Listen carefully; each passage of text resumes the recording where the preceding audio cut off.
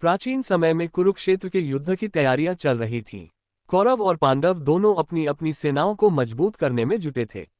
युद्ध के परिणाम से सभी अवगत थे कि यह मानवता और धर्म की परीक्षा का समय है।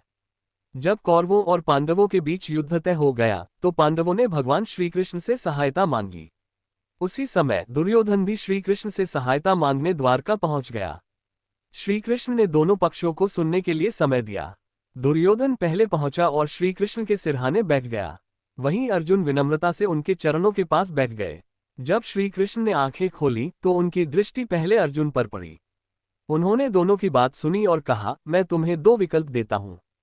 मेरे पास एक और मेरी नारायणी सेना है जो अत्यंत शक्तिशाली है। दूसरी ओर मैं स्वयं हूं, परंतु मैं शर्ती के रूप में हूं और युद्ध में हथियार नहीं उठाऊंगा।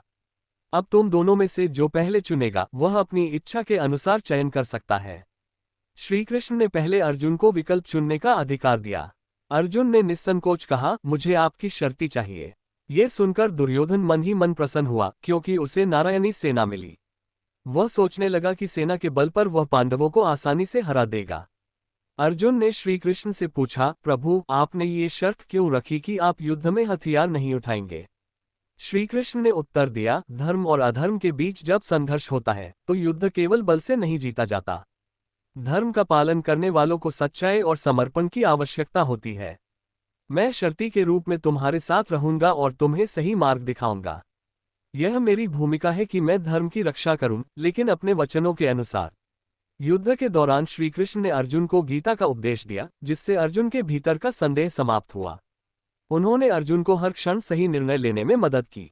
ये कहानी हमें सिखाती है कि सत्य और धर्म के मार्ग पर चलने वालों को हमेशा सच्चे मार्गदर्शक की आवश्यकता होती है।